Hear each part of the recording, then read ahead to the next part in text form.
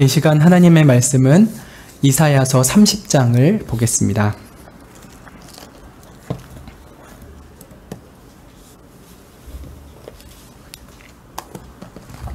구약성경 1001쪽쯤에 있습니다. 이사야서 30장 15절부터 22절까지 교독하겠습니다.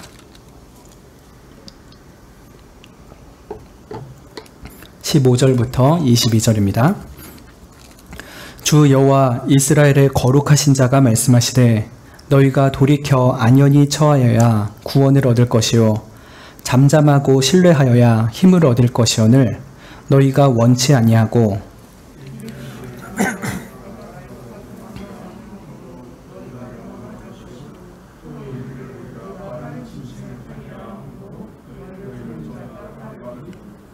한 사람이 꾸짖은즉 천 사람이 도망하겠고 다섯이 꾸짖은즉 너희가 다 도망하고 너희 남은 자는 겨우 산꼭대기에 깃대 같겠고 영 위에 기호 같으리라 하셨느니라.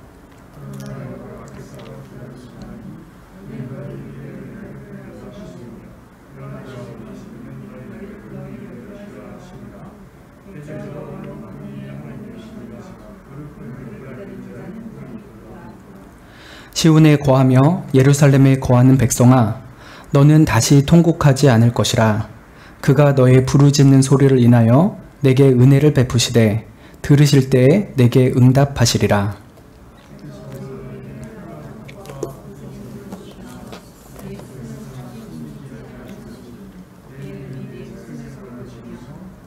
너희가 우편으로 치우치든지 좌편으로 치우치든지 내 뒤에서 말소리가 내 귀에 들려 이르기를 이것이 정론이 너희는 이리로 행하라 할 것이며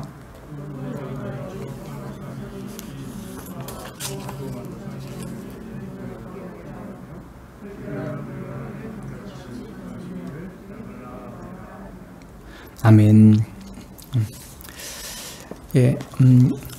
여러분 어렸을 때 부모님 말씀 거역했다가 크게 혼나시거나 낭패를 본 적이 있으십니까? 저는 꽤 많이 있었던 것 같은데 정말 평생 잊혀지지 않는 한 사건이 있습니다. 제가 몇 해 전에 수요 기도회 때도 말씀드린 적이 있긴 한데 모자와 깡패 사건입니다.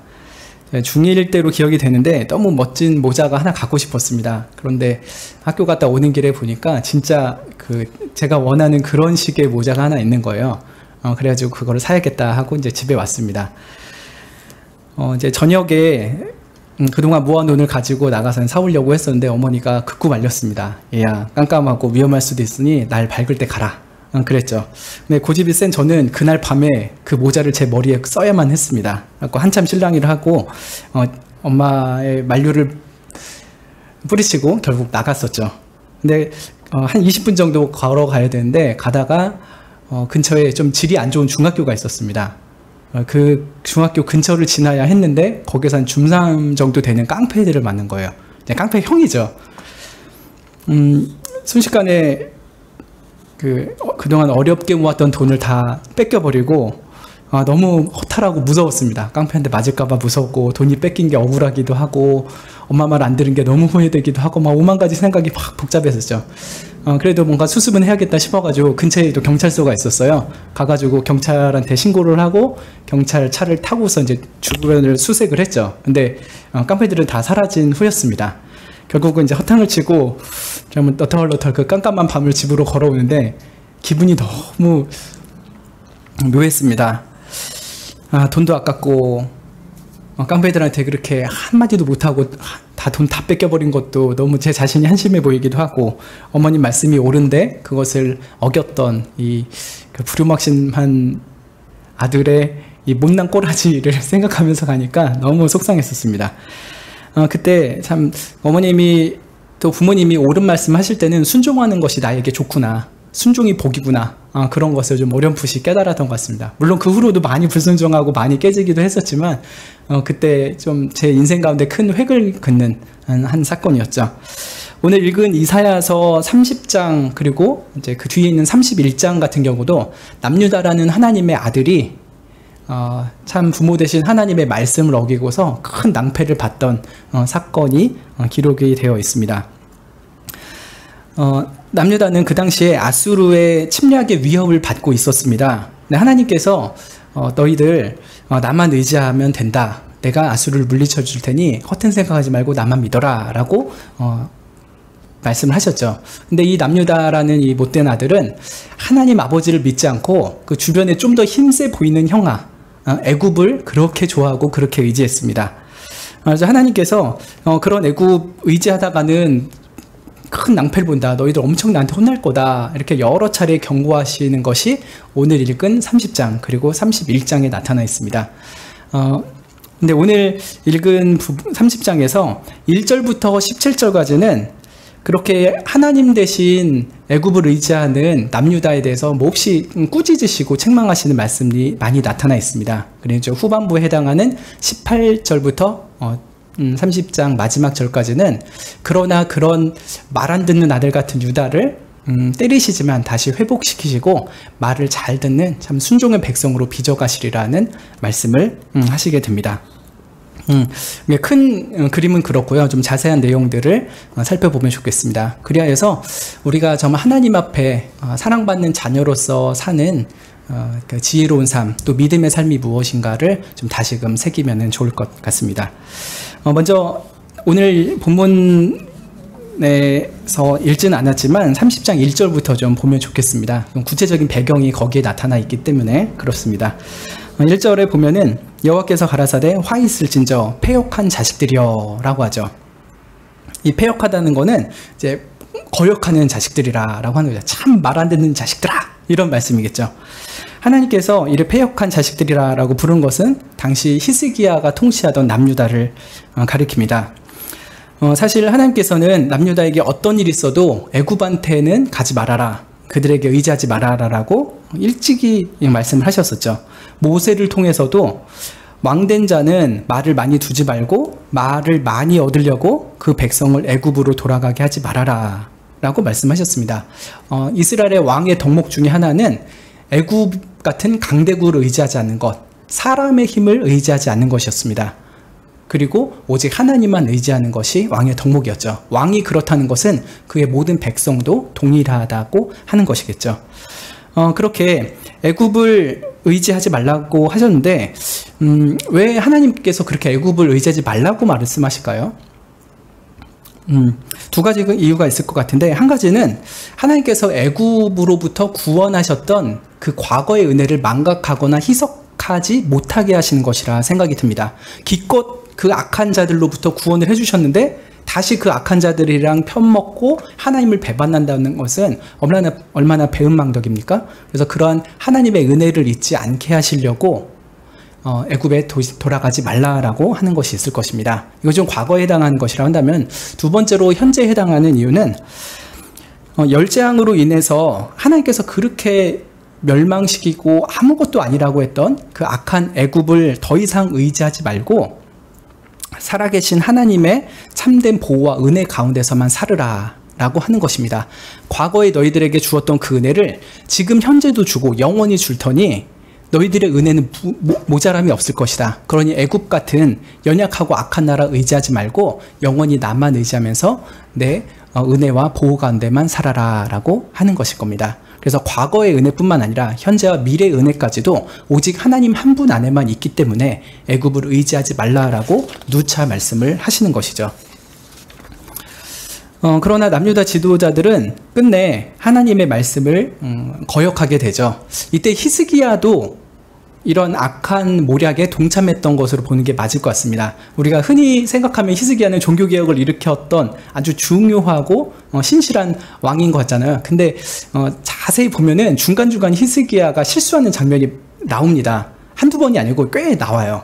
근데 이번도 한편으로는 히스기야 마음속에는 하나님을 의지하는 마음도 있지만 애굽도 의지하는 마음이 있었을 것 같아요. 그리고 그 이하의 신하들 같은 경우에는 히스기야보다 믿음이 훨씬 없었으니까 전적으로 애굽을 의지하는 마음이 더 컸으리라 생각이 듭니다. 아무튼 간에 왕이나 신하들이나 여호와를 온전히 의지하기보다는 그래, 현실적인 준비도 좀 해야지, 믿음도 좋지만 또 이 땅의 준비도 나름대로는 해야겠지 하면서 애굽에 도움을 청하게 됩니다.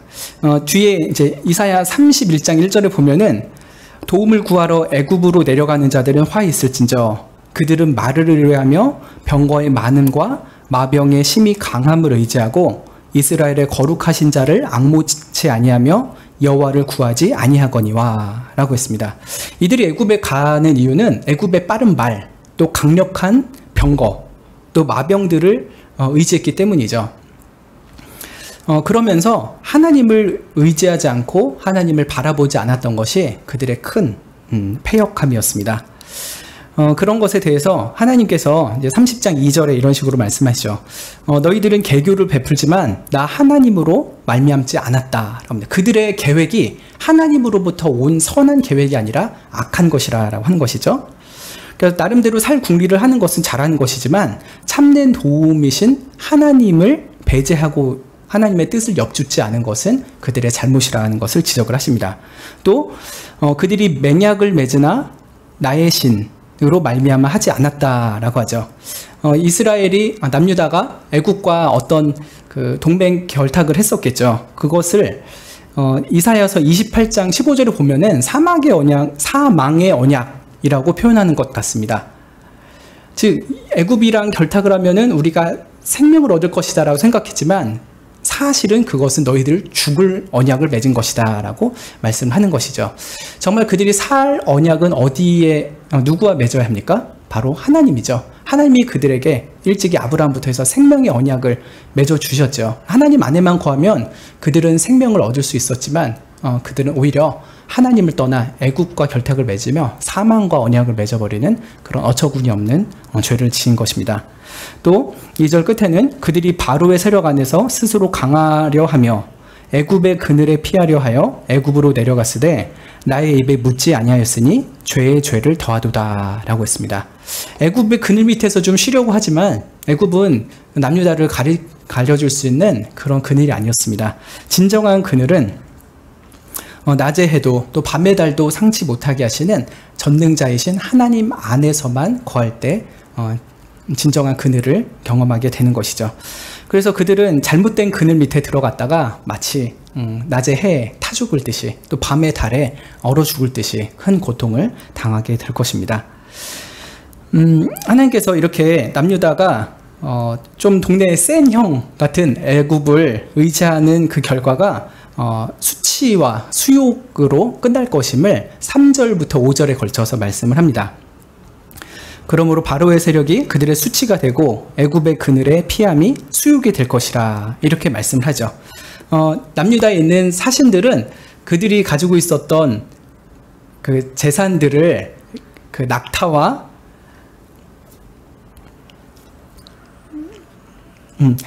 나귀 같은 것에 실어가지고 애굽에게 보냅니다. 4절에 보면 소안, 하네스에 보낸다고 하는데 이것은 당시에 애굽의 수도이기도 하고 중요 성읍이기도 합니다. 이제 왕과 신하들을 만나서 우리한테 지원군 좀 보내주십시오라고 하려고 하죠. 그런데 그 당시에 애굽은 좀 상황이 복잡했습니다. 보통은 애굽의 왕조들은 애굽인 출신들이 했겠죠. 그런데 이 히스기야 당시의 애굽은 애굽 출신의 왕이 아니라 그 좀 밑에 있는 에티오피아 출신의 구스 왕조가 왕을 하고 있었습니다. 그러니까 애굽인들 입장에서는 다른 나라에서 와가지고 왕 노릇하니까 그 왕에 대해서 온전히 신뢰하고 따를 수가 없겠죠. 그래서 어떤 기록에는 14개 그 돌같이 이렇게 쪼개져가지고 서로 막 싸우고 나라가 굉장히 복잡했었다. 내분이 강했다라고 말씀합니다. 그 애굽이 똘똘 뭉쳐도 지금 막 강력해지고 있는 아수르를 이길까 말까 한데 애굽이 스스로 저렇게 분열하고 있으니 애굽한테 도와달라고 해봤자 도움을 받을 리가 없었겠죠. 그래서 하나님께서는 5절에 그들이 다 자기를 유익하게 못하는 민족을 인하여 수치를 당할 것이다. 그 민족이 돕지도 못하며 유익하게도 못하고 수치가 되게 하며 수육이 되게 할 뿐이라 라고 말씀을 합니다.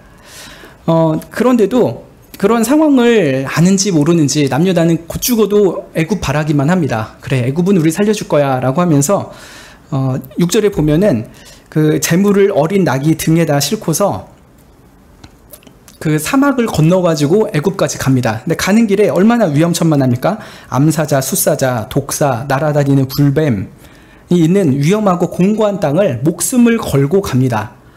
그런데 정작 가서 도움을 받느냐 하면은 또 그것도 아닙니다. 기껏 많은 돈을 챙겨가지고 어려움을 겪고서 사막을 뚫고 갔는데 아무 도움도 못 받고 허탕을 치고 오게 될 것이다 라고 말씀을 하는 것이죠. 하나님께서 이 정도 말씀하면은 남유다가 좀 정신을 차리고, 예, 하나님, 저희가 그렇게 힘든 일 안 하고 오히려 가까이 있는 예루살렘 성전에 올라가서 하나님께 온 마음을 다해서 기도하겠습니다. 그러니 우리를 도와주시오 하면 좋은데, 그런 어리석음을 끝내 포기를 하지 않습니다. 그러면서 이 남유다 백성들은 하나님의 말씀을 듣기를 너무너무 싫어합니다. 이렇게 이사야 선지자를 보내서 말씀하는 것만 해도 그래도 계속 기회를 주시는 거잖아요. 그런데 끝까지 마다하고 또 마다합니다. 9절에 보면은 8절에 하나님께서 이사야에게 말씀하십니다. 너 백성 앞에서 서판에다가 기록을 해라. 그리고 책에다가 써가지고 후세에 영영이 읽게 해라 라고 합니다. 근데 그 금속 서판, 책에다가 기록해야 될 내용이 무엇일까요? 바로 남유다가 얼마나 하나님께 거역하고 있는지, 그 못된 짓을 하고 있는지를 다 적으라고 하는 것입니다. 그리고 하나님이 어떻게 경고하셨는지까지도 다 적어내라고 하는 것이죠. 나중에 증거가 될 겁니다. 너희들이 이렇게 망한 것은 하나님 탓이 아니라 너희들 탓이다. 그러니 회개해야 된다. 그런 증거를 남기려고 하시는 것이죠.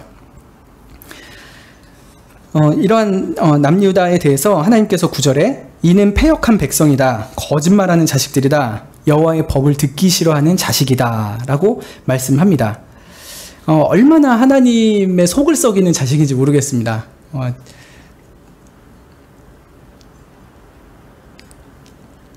자식 때문에 속이 썩는 그 기분은 자식을 키워볼 때 느낄 거라 했는데 저도 좀 느낍니다. 크면은 더 뼈저리게 느끼지 않을까 싶은데, 이 참 사랑하는 자식이 사랑받을 만한 행동보다는 혼나고 이렇게 못된 짓을 할 때 그 부모의 마음은 너무나 아프죠. 하나님께서 그러한 패역한 남유다에 대해서 이렇게까지 세게 말씀을 하십니다.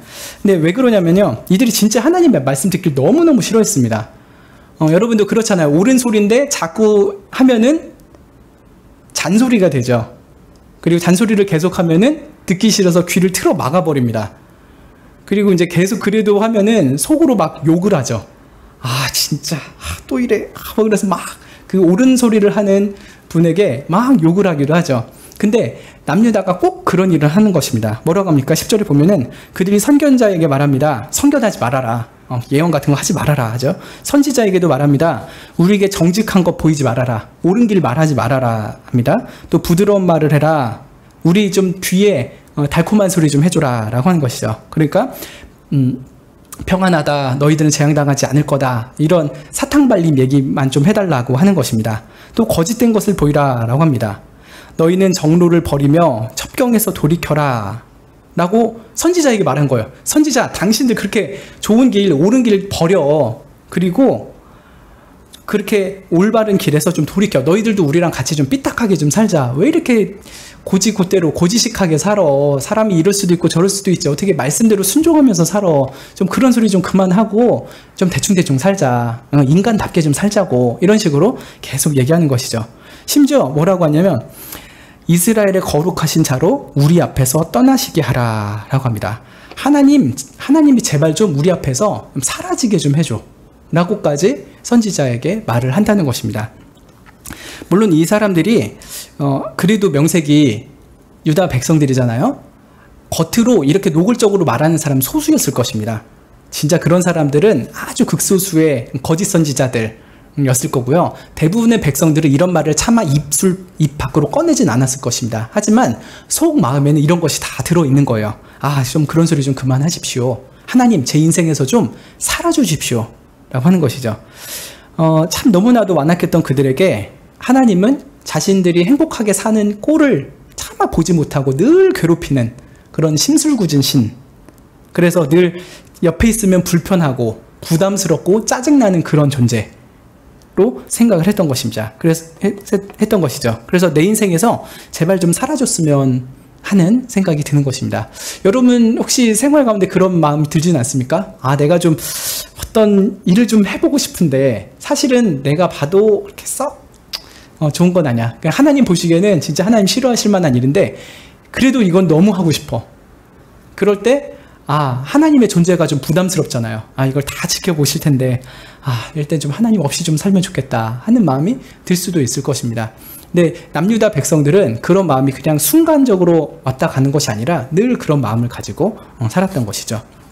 그래서 14절에 하나님께서 내가 이 나라를 회파하시되 라고 합니다. 남유다를 다 부셔버리겠다라고 말씀하십니다. 뭐라고 비유하시냐면 토기장이가 그 그릇을 회파함같이 아낌없이 파쇄하리라 라고 말씀합니다. 토기장이가 그릇을 만들었는데 이게 형편없다 그러면은 가차없이 부셔버리잖아요. 근데 여러분 그 뒤에 보면은 그 조각 중에서 아궁이에서 불을 취하거나 물 웅덩이에서 물을 뜰 만한 조각도 얻지 못하리라 라고 말씀합니다. 백자 같은 거 이렇게 깨도 좀 덩어리가 크게 깨지면요 거기에다가 불씨를 담아서 옮길 수도 있을 것입니다.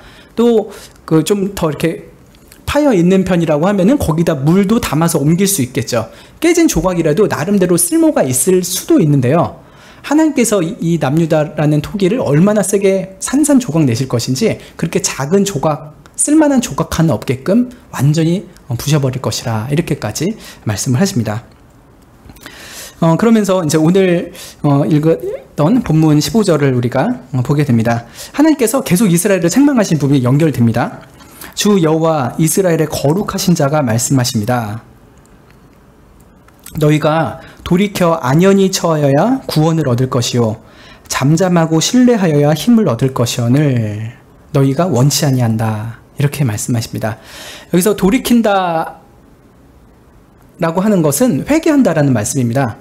지금 어떤 데 대해서는 돌이켜라 라고도 하고 어떤 데는 회개하라 이렇게 번역이 되기도 합니다. 그러니까 너희가 회개해야 구원을 얻을 것이다 라고 말씀하시죠. 그리고 또 안연히 처해야 구원을 얻을 것이라 라고 합니다. 안연히 처한다는 것은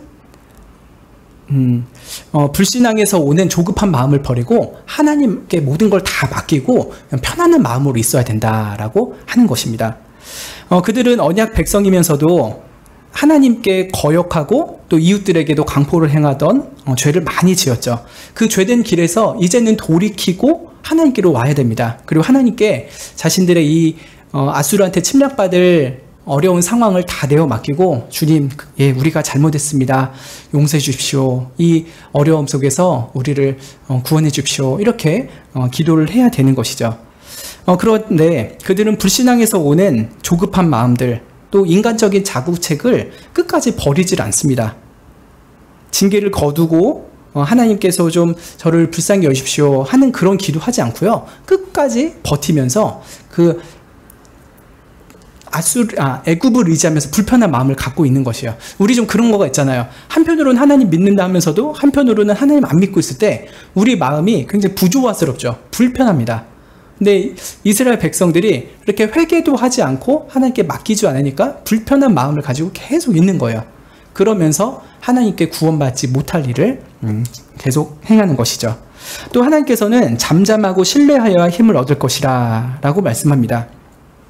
하나님께 다 자기 죄를 내려놓고 용서를 구하면서 기다려야겠죠. 하나님 언제 이 아수르의 침략에서부터 우리를 풀어주실 것입니까? 하면서 잠잠히 있으면서 또 하나님께서 회개하는 자에게 도우신다라는 것을 신뢰해야 되죠. 그럴 때 우리의 마음이 힘을 얻는 것이죠. 그런데 그러한 사건을 이미 남유다는 경험을 한 적이 있습니다. 이스라엘 전체가 경험을 했었는데 언제가 생각이 나십니까? 굉장히 중요한 사건 중에 하나는 홍해 앞에 섰을 때입니다. 예전에 모세 때 출애굽하고서 홍해 앞까지 왔었죠. 그런데 뒤에서 바로의 군대와 병거가 막 몰려오고 있습니다. 그때 이스라엘 사람들은 굉장히 마음이 불편했었습니다. 모든 사람이 그러진 않았지만 꽤 많은 사람들이 뭐라고 합니까? 모세한테 원망을 하는데요. 애굽에 매장지가 없어서 당신이 우리를 이끌어내서 이 광야에서 죽게 만들었냐? 이러면서 막 모세한테 뭐라고 했었죠. 그 마음이 크게 요동하고 그 죽음의 공포 앞에서 믿음을 다 버렸습니다. 하나님께서 지금 10가지의 재앙으로 이스라엘을 살려내셨잖아요. 그러면은 하나님께서 앞으로도 살려주시리라는 믿음을 가지면 참 좋았겠지만 참 인간인지라 연약하여서 그런지 완악하여서 그런지 그 큰 위기를 다시 맞이하게 되자 하나님을 믿는 마음을 싹 잃어버립니다. 그때 모세가 백성들에게 뭐라고 했습니까? 우리 참 유명하게 잘 알고 있는 말씀이죠. 너희는 두려워 말고 가만히 서서 여호와께서 오늘날 너희를 위하여 행하시는 구원을 보라 라고 했습니다. 두려워 말아라, 가만히 서라, 그리고 하나님이 하시는 구원을 봐라 라고 하는 것입니다. 너희들이 지금 뭐를 해야 되는 게 아니라 지금 너희들이 해야 되는 것은 딱 하나가 있으니 가만히 있으면서 하나님이 어떻게 하시는가 보는 것이다 라고 하는 것이죠. 그런데 그것을 본다는 것은 사실 그렇게 단순하진 않습니다. 그들의 마음 속에서부터 하나님을 온전히 신뢰할 때만 가만히 그 자리에 서서 하나님이 어떻게 하실지를 바라볼 수가 있는 것이죠. 그래서 속사람으로는 하나님만 간절하게 바라봐라, 하나님만 온전히 신뢰하라 라고 하는 말이 그것이죠. 그래서 너희들이 가만히 있으라 라고 하는 것은 그냥 마음도 아무것도 안 하라 하는 것이 아니라 오직 하나님께만 모든 소망을 두고 기다려라 라고 하는 것이었죠. 그리고 또 모세가 이어서 말할 때 여호와께서 너희를 위하여 싸우시리니 너희는 가만히 있을지어다 라고 말씀을 합니다. 결국 이 사건은 어떻게 귀결됐는지 잘 아시죠? 이스라엘 백성들이 모세의 말을 잘 들었는지, 하나님의 그 감동이 있었는지 이스라엘 백성들이 정말 가만히 있었습니다. 그리고 결국 하나님께서 이스라엘 백성을 쫓아왔던 애굽의 군대가 다 바다에 빠져 죽게 만드는 것을 보았죠. 그 바다가 다시 닫히고 이 애굽의 군대들의 시체가 둥둥 떠다니는 것을 볼 때 정말 하나님께서 우리를 위해서 모든 것을 하시는구나. 내가 마음을 동동 구리면서 어떻게 할 수 없는 나 자신을 안타까이 여기거나 세상 것도 의지하는 것이 아니라 모든 것을 하시는 하나님만 붙잡는 것이 우리의 구원이구나 하는 것을 온전히 깨닫게 한 사건이 있었습니다. 근데 공교롭게도요, 이러한 사건의 대상이 애굽이었잖아요. 그러니까 하나님은 애굽 따위는 아무런 힘도 안 드시고 다 진멸할 수 있는 하나님이라는 것을 일찍이 보여주셨습니다. 애굽이 별 힘이 없다는 것이죠. 그래서 애굽을 의지하는 것도 참 헛된 일이고요. 앞으로 다가온다는 아수르를 두려워하는 것도 할 일이 아니었던 것입니다. 아수르를 두려워하지도 말고 애굽을 의지하지도 말고 오직 하나님만 두려워하고 하나님만 의지하며 기다리는 것이 이 남유다의 구원이고 힘이 되는 것이었죠. 근데 이 애굽은 그러한 참된 구원자 하나님을 의지하지 않습니다. 그런 걸 원하지 않고요. 16절을 보면 어떻게 합니까? 우리가 말 타고 도망하리라 라고 합니다. 애굽에서 좀 수입해왔던 빠른 말이 있었던 모양입니다. 그거 타고 애굽으로 도망가면 돼. 우리 동네에 센 형이 우리 지켜줄 거야. 이런 식으로 생각하면서 쪼로록 달려갑니다. 그런데 문제는 뭡니까? 16절 하반절에 너희를 쫓는 자가 더 빠를 것이라 라고 합니다. 아수르가 애굽의 말보다 더 빨리 쫓아와가지고 남유다를 진멸시킬 것이죠. 그래서 아수르의 한 사람이 꾸짖은 즉 남유다의 1000사람이 도망하고 5이 꾸짖은 즉 너희가 다 도망할 것이라 라고 합니다. 그리고 남은 사람이 좀 있는데 그들은 너무나도 적어가지고 마치 산꼭대기에는 깃발처럼 아주 극소수가 될 것이라 라고 말씀합니다. 그럼 우리에게 주시는 교훈이 무엇입니까? 하나님만이 참된 도움의 근원이시라 라고 하는 것입니다. 우리가 하나님 외에 세상의 다른 것들을 도움으로 삼고 그런 것들을 쫓아가고 의지하면은 우리는 더 큰 낭패를 볼 수밖에 없을 것입니다. 근데 여기서 한 가지 좀 질문을 할 수가 있죠. 그러면은 하나님만 의지한다고 했을 때 세상의 어떤 것도 의지하지 않고 도움을 받지 않아야 되느냐라고 하는 것입니다. 예를 들면은 코로나에 걸렸을 때 여러분 어떻게 하시겠습니까? 어떤 믿음이 아주 좋다고 하는 목사님처럼 코로나 걸려도 다 나서 이런 식으로 생각하면서 병원 안 가고 치료도 안 받으시겠습니까?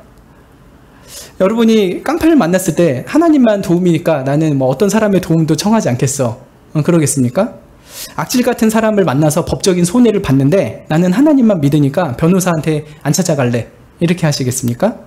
마음이 너무 외롭고 괴롭고 힘든데 내 마음을 알아줄 분은 하나님 한 분밖에 없으니까 친구나 어떤 사람들 만나면 안 되는 겁니까?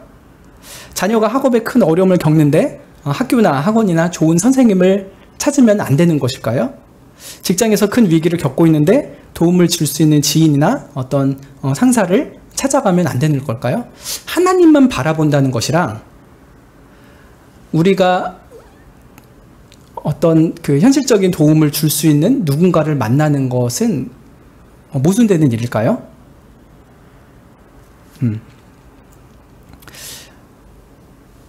답을 말씀드리면 하나님만 의지한다고 했을 때 세상 것을 찾아가는 것이 옳을 때도 있고 틀릴 때도 있습니다. 상황에 따라 다릅니다. 근데 이곳에 구분점은 이것입니다. 하나님만이 도움의 근원이시고 세상에서 우리를 돕는 의사나 경찰이나 변호사나 교사나 친구 이런 이들은 하나님의 도우심을 구체적으로 보여주는 수단이고 통로라고 하는 것입니다. 예를 들면 의사가 아주 수술을 잘하는 의사가 있습니다. 이 의사가 병을 고치는 것입니까? 의사가 사용하는 수술용 칼이 사람을 고치는 것입니까? 예, 의사이죠. 하나님은 의사이고 우리에게 도움을 주는 어떤 사람들은 수술용 칼이죠.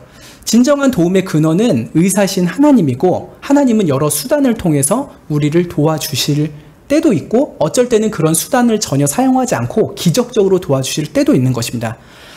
그래서 하나님 도움의 근원이신 하나님께서 우리에게 그런 구원의 수단들, 도구들을 제공하실 때가 있어요. 어떤 사람을 만나라, 어떤 일을 해봐라, 어떤 것을 사용해라. 이렇게 그런 것들을 구체적인 도움의 수단으로 주실 때 우리가 그런 사람을 만나고 그런 것을 사용하는 것은 하나님 앞에 옳고 잘하는 것입니다. 그런데 하나님께서 그런 것을 도움의 수단으로 주신 적도 없고 허락하신 적도 없는데 참된 도움이신 하나님은 안 믿고 그런 것을 하나님인 것처럼 믿고 있다면은 그것은 잘못된 것이죠. 지금 남유다가 하나님으로부터 얘야 애굽을 의지해라. 내가 애굽을 도움의 수단으로 줄 테니 이번에는 애굽을 의지해라. 이렇게 허락을 하시고 명령을 하셨다면은 남유다가 애굽을 의지하는 것은 하나님 앞에 합법적인 일이었을 것입니다. 그런데 지금 하나님께서 애굽을 의지하라고 하시는 것이 아니라 오히려 애굽 절대 의지하지 말라라고 하는데 애굽을 마치 하나님인 것처럼 아니 하나님보다 더 강한 신인 것처럼 의지하고 애굽을 도움의 근원으로 삼는다는 것은 분명히 잘못을 하고 있는 것이죠. 그래서 우리가 도움의 근원과 도움의 도구를 잘 구분해서 생각해야 될 것입니다. 하나님만이 항상 도움의 근원이시죠. 근데 그 하나님께서 어떤 도구를 우리에게 허락하실 때도 있고 허락하지 않으실 때도 있으니 그것은 기도하고 또 상황에 따라서 잘 판단을 하면서 적용을 해야 될 것입니다. 아무튼 우리에게 자주 외적인 수단을 사용하게 하십니다. 병에 걸리면 병원 가게 하시고 약도 먹게 하시죠. 또 어려운 일을 겪었을 때 법적인 도움을 줄 수 있는 사람을 만나게도 하시고 또 우리가 외롭고 마음이 서러울 때 좋은 친구 또 상담가 목회자를 만나기도 하십니다. 하나님께서 이런 외적인 수단을 허락하시고 사용하시라 하실 때는 그것을 잘 사용하지만 그런 가운데서도 한결같이 하나님 이들은 수단일 뿐이고 도움의 근원은 오직 하나님이심을 믿습니다. 이들을 통해서 하나님 저를 도와주십시오 라고 하는 것이 참된 믿음일 것입니다. 그래서 중요한 것은 참 돌이켜서 회개하고 오직 하나님만 의지하는 그런 믿음을 가질 때야 비로소 하나님이 나의 진정한 도움이라는 것을 경험하게 된다고 하는 것입니다.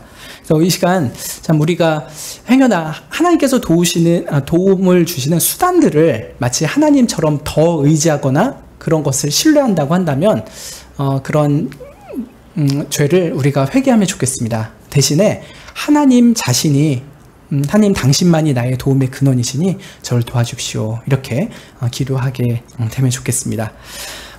그리고 이제 18절부터 22절에서는 이러한 남유다처럼 못나고 아주 패역한 자식들에게 하나님께서 그래도 구원의 은혜를 베푸실 것을 말씀을 하십니다. 18절 말씀 오늘 설교에서 이제 가장 핵심이 될 텐데 같이 한번 읽어보면 좋겠습니다. 30장 18절 말씀입니다. 시작. 그러나 여호와께서 기다리시나니 이는 너희에게 은혜를 베풀려 하심이요 일어나시리니 이는 너희를 긍휼히 여기려 하심이라. 대저 여호와는 공의의 하나님이시라. 무릇 그를 기다리는 자는 복이 있도다. 예. 그러나 여호와께서 뭘 하실 것이다 라고 두 가지를 말씀합니다. 보십시오. 여호와께서 앞으로 뭘 하실 거라고 합니까? 한 가지는 일어날 것이다 라고 하죠. 두 번째는 뭐라 하실 겁니까? 죄송합니다. 한 가지는 기다리신다 라고 합니다. 여호와께서 기다리시나니, 그리고 두 번째는 여호와께서 일어나시나니 라고 합니다. 하나님께서 기다리실 거예요. 뭔가를 기다리십니다. 그리고 그 기다리신 후에 일어나실 것이라 라고 합니다. 하나님께서 이 두 가지를 할 겁니다. 근데 뭘 하냐면요, 좀 더 구체로 보면은 여호와께서 기다리시나니 이는 너희에게 은혜를 베풀려 하심이요 라고 합니다. 근데 이 은혜는 어떤 것이냐? 그들에게 회복의 은혜를 베푸시는 것입니다.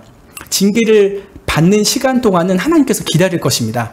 그러나 결국은 그러한 징계를 통하여서 그들이 하나님이 어떠신 분인지 배우고 하나님 백성다운 삶이 무엇인지를 배우게 하시는 그런 은혜를 주실 것이라 라고 말씀하는 것이죠. 우리 자녀들이 뭔가를 잘못했을 때 충분히 교훈을 받기 전에 징계를 풀어주면은 아이들이 제대로 잘 배우지 못합니다. 제가 어렸을 때 잘못을 하면 저희 아버지가 주로 주셨던 벌은 손 들고 서 있기였습니다. 벽에 얼굴을 대고서 손 들고 서 있는 거예요. 이게 뭐 1, 2분이면 괜찮은데 나중에 이제 피가 쫙 밑으로 내려오면 저리잖아요. 그리고 근육도 뻣뻣하게 굳어가지고 너무 아픕니다. 그러면 이제 손이 내려오고 이렇게 처지죠. 그러면 아버지가 귀에 손 붙여 이렇게 다시 또 올리죠. 근데 이게 너무 힘들어요. 그러다 또 내려오면 또 혼나고. 근데 이거를 뭐 1, 2분 하고서 딱 풀어주면은 제가 잘못한 것에 대해서 좀 뼈저리 깨닫지 못하기도 하겠죠. 뭐 1, 2분? 이 정도야 껌이지. 이러면서 아버지의 훈계를 우습게 여기고 다음번에 똑같은 잘못을 저지르는 것에 대해서 별로 두려움이 없을 것입니다. 그러나 한번 정말 따끔하게 혼나고 나면은 다시 내가 이러지 말아야겠다. 아버지 말씀 잘 들어야겠다. 이런 생각이 들겠죠. 그래서 징계할 때 중요한 것은 징계의 깨달음을 완전히 얻을 때까지 쉽게 징계를 풀어주면 안 된다라고 하는 것입니다. 교훈을 충분히 받을 때까지 하는 거죠. 그래서 하나님께서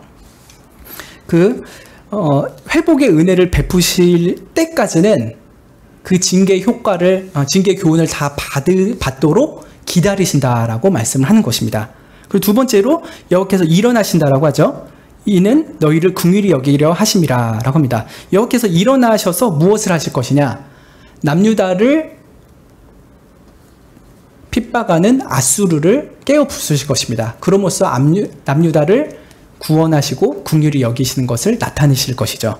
근데 왜 하나님께서 이렇게 기다리시고 일어나시느냐 했을 때 뒤에 보면요, 하나님의 성품을 드러내십니다. 대저 여호와는 공의의 하나님이시니라 라고 하죠. 대저는 왜냐하면이란 말이죠. 왜 하나님께서 기다리시고 왜 하나님께서 일어나시느냐 했을 때 하나님은 공의의 하나님이시기 때문에 그렇다라고 말씀을 하죠. 하나님은 공의의 하나님이시다. 즉 한편으로는 하나님께서 공의의 하나님이시기 때문에 죄범한 자기 백성들이 충분히 징계를 받고 교훈을 받을 때까지 회복의 은혜를 보류하시는 것입니다. 너 이번에 좀 제대로 배워야 돼. 충분히 배워야 돼. 하면서 그들에게 하나님의 공의가 무엇인지를 깨닫게 하는 것이죠. 하나님의 말씀대로 살아가야 되는구나 하는 것을 충분히 깨달을 때까지 그 은혜를 보류하시는 것이 바로 하나님이십니다. 그래서 공의의 하나님이기 때문에 자식이 잘못된 것을 바로 잡는 일에 힘쓰시는 것이죠. 그래서 하나님은 기다리십니다.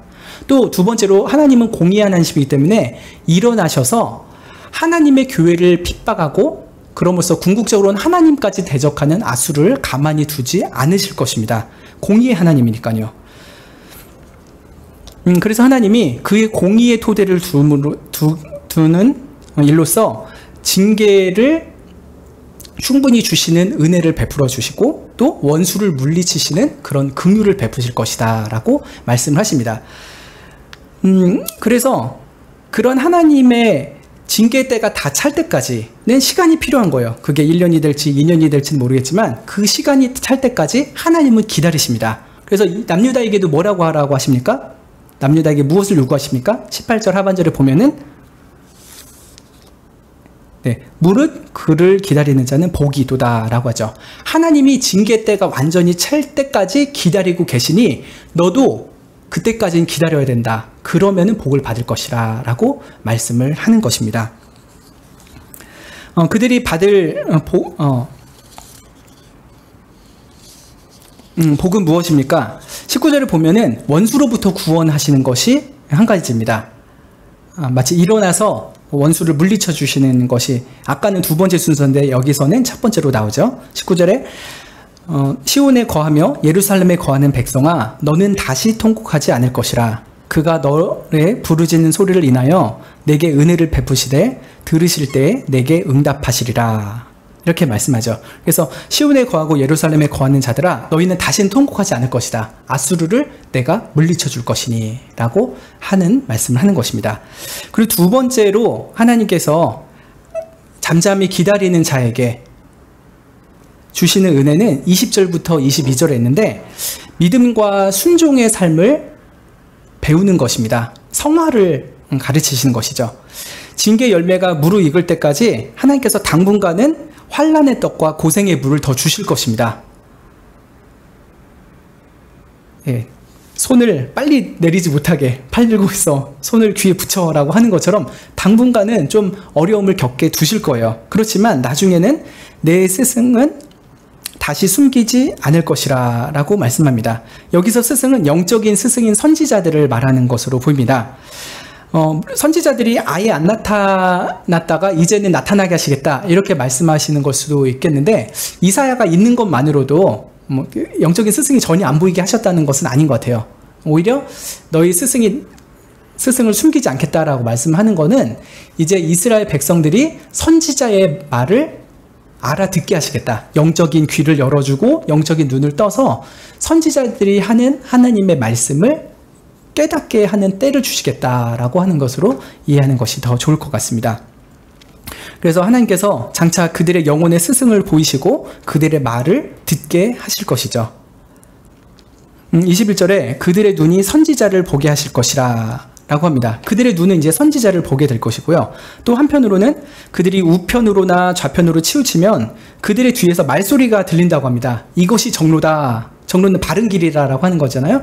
이것이 바른 길이다. 오른쪽으로 가면 안 되고 다시 돌아와라. 왼쪽으로 가면 안 되고 다시 가운데로 와라. 이렇게 하면서 뒤에서 계속 하나님의 음성을 듣게 하는 일을 주실 것이라 말씀하죠. 근데 전에는 이런 징계의 말씀 들을 때 어떻게 반응했었습니까? 그런 정로를 좀 버려라. 첩경을 좀 버려라. 이스라엘의 거룩한 자를 내 앞에서 좀 떠나게라 하면서 선지자의 말 굉장히 듣기 싫어했었잖아요. 지겨워했잖아요. 근데 이제는 그 하나님이 선지자를 통해서 주시는 말씀을 듣습니다. 그래서 22절에 보면 어떻게 됩니까? 또 너희가 너희 조각한 우상에게 입힌 은과 부어 만든 우상에 올린 금을 더럽게 하여 불결한 물건을 던짐같이 던지며 이르기를 나가라 하리라 라고 합니다. 그들이 스스로 만들었던 우상, 이제 은으로 만들고 금으로 만들었던 것들, 그걸 다 우상을 이제 더럽히는 거예요. 그리고서 그것에 대해서 그걸 던지면서 나가라 라고 합니다. 예전에는 하나님 제 인생에 좀 나가주시오 라고 했던 이들이 이제는 우상들아 나가라 라고 합니다. 그럼 그들의 마음속에 누구만 모시겠다는 겁니까? 바로 하나님만 모시겠다라고 하는 것이죠. 이것이 하나님께서 남유다를 징계 속에서 한 번에 풀어내지 않으시고 일정 기간을 기다리신 목적입니다. 여러분 혹시 하나님의 어떤 징계 속에서 오랫동안 지치고 낙심해 있지는 않으십니까? 예전에 어떤 죄가 계속 그 죄를 용서함을 받았지만 그 죄로 인한 교훈을 받게 하시려고 어떤 징계 속에서 있는지 모르겠습니다.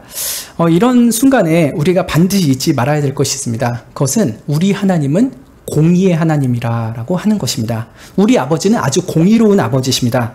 그래서 남유다처럼 세상 것을 의지하고 하나님을 온전히 의지하지 않는 죄를 우리가 짓고 있다면은 우리의 잘못과 그 불신앙을 뼈저리게 깨닫게 하시고 참된 믿음과 회개로 주님 앞에 돌아올 때까지 하나님은 기다리십니다. 우리가 그러한 징계를 받아야 될 기간이 1년이라면은 1년을 기다려야 될 것이고요. 우리가 그런 징계를 받아야 될 일이 10년짜리면은 우리는 10년을 기다려야 되는 것이요. 하나님께서 그때까지 기다리십니다. 왜냐하면 공의로우셔서 우리가 잘못한 것에 대해서 잘 깨닫고 다시는 그러한 범죄를 짓지 않아야겠다라고 하는 각성을 하게 하시는 것이죠. 물론 그 가운데서 정말 우리 막 죽을 듯이 그렇게 힘들게 하실 때도 있지만 그 가운데서도 그런 진노 중에서도 긍휼을 베풀어 주십니다.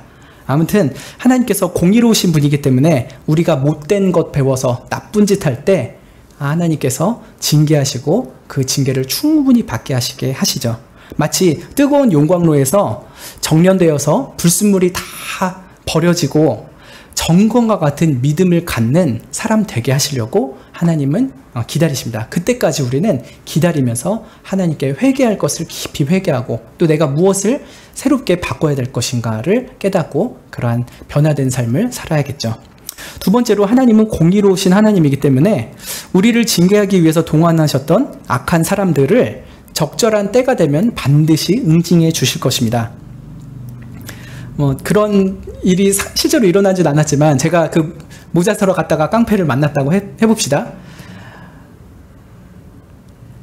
하나님은 만약에 그때 하나님이 깡패까지 찾아가지고 깡패를 이제 경찰에 의해서 징계를 받게 하셨다라고 하면요, 하나님의 공의가 저에게 또 깡패에게 다 이루어지게 된 것일 겁니다. 저에게는 부모님께 순종하는 것이 무엇 합당하다는 것을 알리시는 공의로운 하나님이실 거고, 깡패에게는 저에게 못된 짓을 했던 것에 대해서 징계받게 하는 그런 공의를 행하시겠죠. 이런 것처럼 하나님께서 하나님의 자녀인 우리들이 어긋난 길로 행할 때 좀 정신 차리라고 우리에게 붙여주시는 악한 사람들이 있습니다. 그 사람들 분명히 악한 목적으로 우리를 괴롭히지만 하나님은 그것을 선한 목적을 이루기 위해서 사용을 하시는 것이죠. 그렇지만 결국에는 그들의 악한 목적과 악한 방법에 대해서 하나님은 반드시 심판을 하실 것입니다. 공의로우신 하나님이시기 때문이죠. 그래서 이 하나님의 기다림과 우리의 기다림의 시간 속에서 우리는 하나님만 신뢰하고 하나님의 말씀에만 순종하는 것이 얼마나 복이고 그것이 귀한 삶인가 하는 것을 우리의 영혼 깊이 새기게 됩니다. 온갖 악한 마음들, 우상숭배하는 것들, 하나님을 거역하고 못된 길로 치달았던 우리들의 죄를 버리고 하나님 앞에서만 사는 것이 무엇인가를 배울 때 참 그걸 배우는 데는 우리는 참 많은 시간이 필요한 것 같습니다. 솔직히 신앙생활 너무 단순한 거 아닙니까? 하나님만 믿고 순종하며 살아라. 이 한 문장이 우리 평생 70년, 80년, 100세 될 때까지 배워야 되는 한 가지인 것 같습니다. 하나님만이 우리의 주인이시니 하나님의 말씀에 순종하는 것이 우리의 참 복이다. 이것 배우는데 우리가 참 몇십 년을 걸려도 배울까 말까 하는 것 같습니다.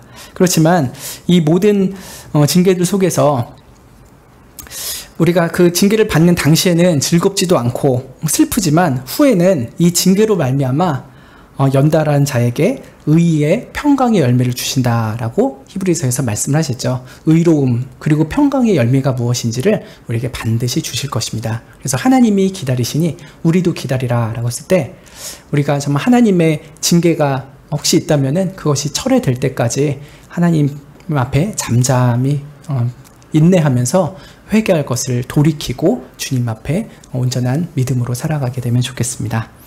예, 우리 자신에 대해서도 그렇게 적용하면 좋겠고요. 특별히 한국 교회를 위해서도 그렇게 적용하면 좋겠습니다.